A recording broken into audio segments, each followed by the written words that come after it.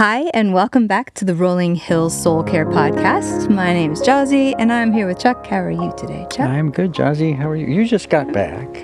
I did. From middle school camp. I just got back from a week in the woods with a bunch of middle schoolers. There's no more glorious week than that. What was your favorite thing of the week? My favorite thing of the week were the 3 hours every night that I got to sleep.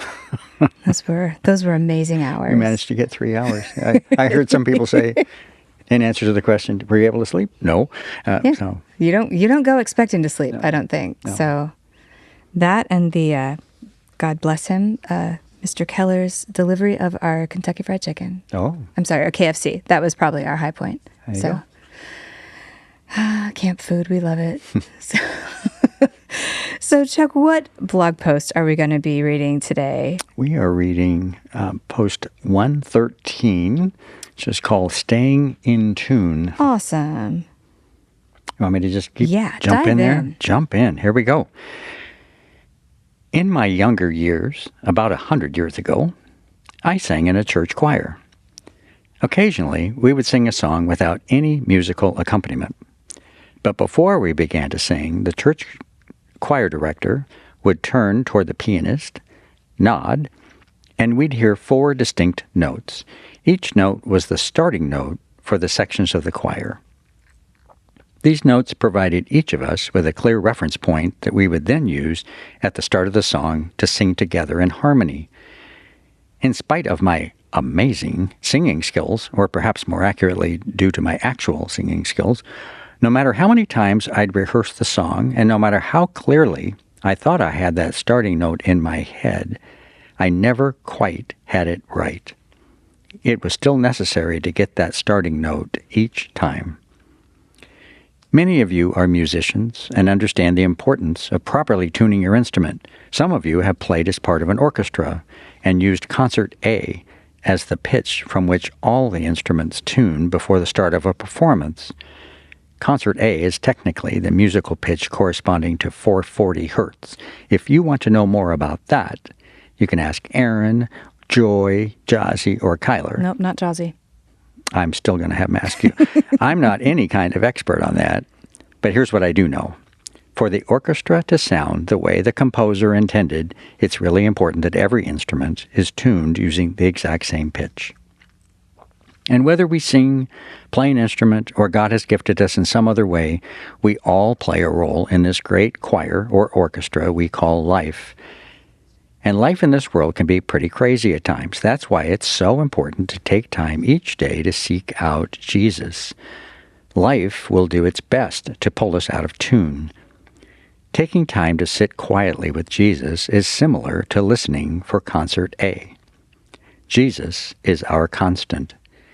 He is ready at every moment of every day to help us tune our hearts and minds to His voice, His love, His truth, and His guidance. But Jesus is much more than just a source of concert A. He's the composer, the conductor, the choir director, and every other analogy we can think of, so it's essential for our souls to seek Him out throughout each day. God knows our tendency to wander and get out of tune. So He patiently and lovingly extends this offer to meet with Him at every moment of every day. We should take Him up on that invitation. And I simply close with some of the familiar lyrics to the song, Come Thou Fount of Every Blessing. And I would encourage you to, at some point, download the song or listen to it. But just the words of the song ring true here. Come Thou Fount of Every Blessing. Tune my heart to sing Thy grace. Streams of mercy never ceasing call for songs of loudest praise. Teach me some melodious sonnet sung by flaming tongues above. Praise the mount I'm fixed upon it, mount of Thy redeeming love. And another stanza. Oh, to grace how great a debtor daily I'm constrained to be. Let Thy goodness, like a fetter, bind my wandering heart to Thee. Prone to wander, Lord, I feel it, prone to leave the God I love. Here's my heart, oh, take and seal it for Thy courts above. And I close with John 10:26 through 28. My sheep hear my voice, and I know them, and they follow me. I give them eternal life, and they will never perish, and no one will snatch them out of my hand. Thank you, Chuck. I'm sitting over here slightly, everyone who is in a choir or a band or an orchestra is slightly triggered by the idea of tuning back to the concert day. We all remember that. I'm sure you do. And I'm speaking as one who knows next to nothing about that. Well, if you were in a band, us band nerds, because that's where I was, we tuned to concert B flat. Okay. So every one of us who played an instrument can still hit it exactly just by going da-da-da-da, and we know exactly where it is. But anyway, that's the thing that I thought of as you were talking about this. Everyone who's been in those situations knows what it's like to hear your starting notes or, whatever concert note you were starting at. But we all know that because we're told it's just there all the time. And if we're looking at Jesus for that to be that constant, like the weird question that comes to my head is, oh, wait, how do we know where that is? Like you said, we can find it at 440 hertz. That's where the A is. But how do we know exactly where to find Jesus? I realize that's a very basic question, but... Well, and the analogy sure, came to mind. It's an analogy, but the analogy came to mind for me, and it's a flashback to I think I was in high school. I don't think I was in college. I think I was in high school singing, and the choir director, we were talking about how to start this song, and we were going to do it a cappella. And I very naively said, well, we'll just, why do we need a note? And and almost everybody in the choir and the choir director all turned and looked at me with that. Like, have you never tried to sing Happy Birthday with a group of people yes, before? Yes, and it was like, he's as dumb as he looks. And I don't know why, but it never, it was probably just a stupid thought at the time, but what you just said is true. If you start singing Happy Birthday, you're depending on someone. You're hoping for someone to step up to do it and to do it well and to do it in a range everybody else can do it in, and to hope that it's the loudest person in the room isn't somebody who's very off key, and because you're now fighting with that the whole time.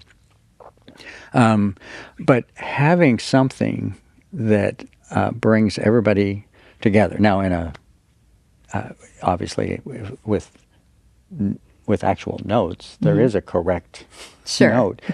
When you're singing a cappella and you're just going to sing Happy Birthday, it could be whatever the person wants it to be as a starting point. Right. But Jesus is a constant. He talks about himself as, there is no.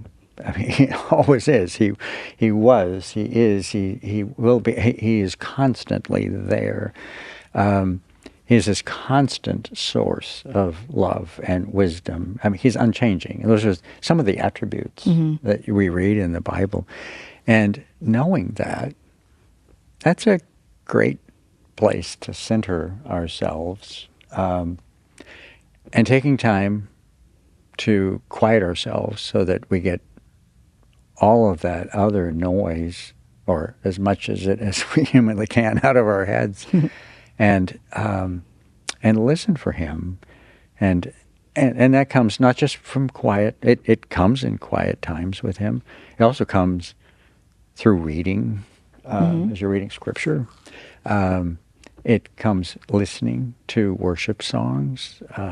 It comes in a variety of ways where you suddenly realize that our brain. I'll use my brain, which has I usually can operate. I think there's 3 active brain cells, and if I can get 2 of them, clearly an elite brain. So if I can get 2 out of 3 brain cells operating, I find myself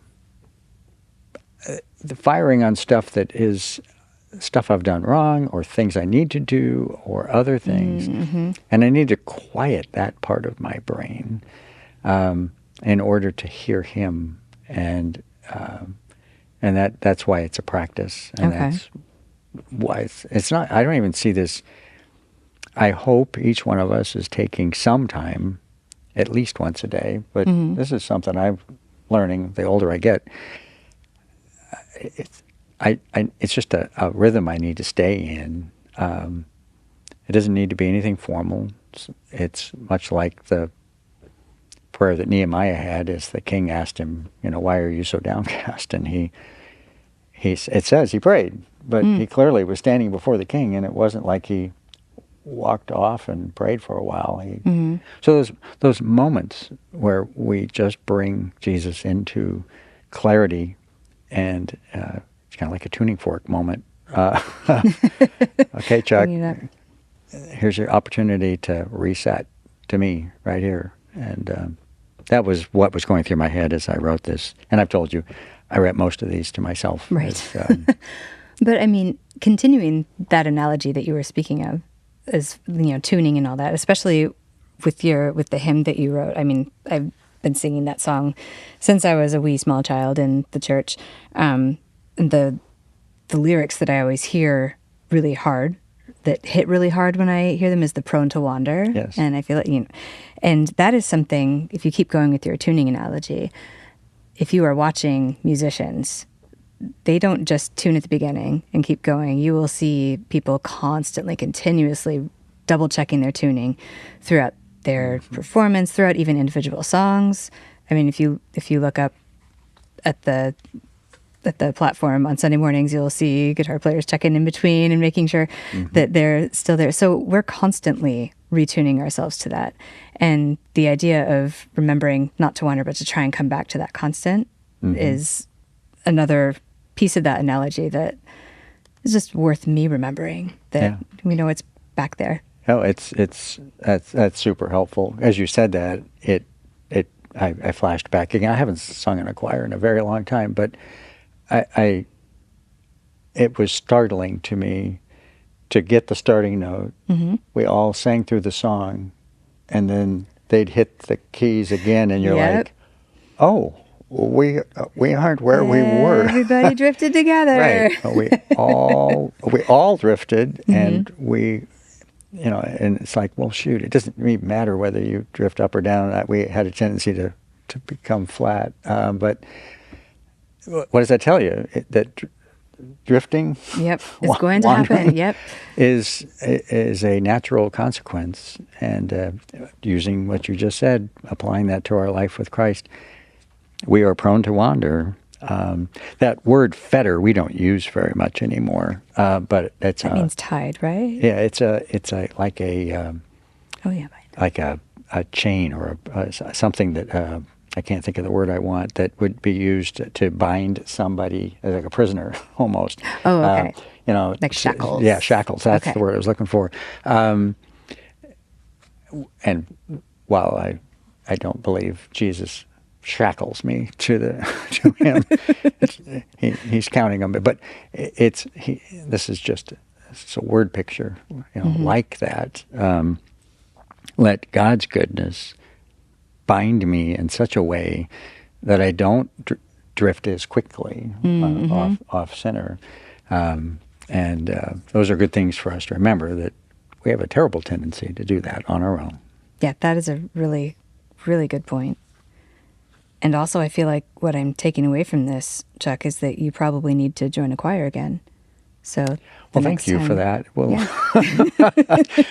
on behalf of everybody out there that doesn't want or does want a great choir, we'll just leave it alone, and I'll continue to work. We're just going to come searching right for you next time we have a choir here.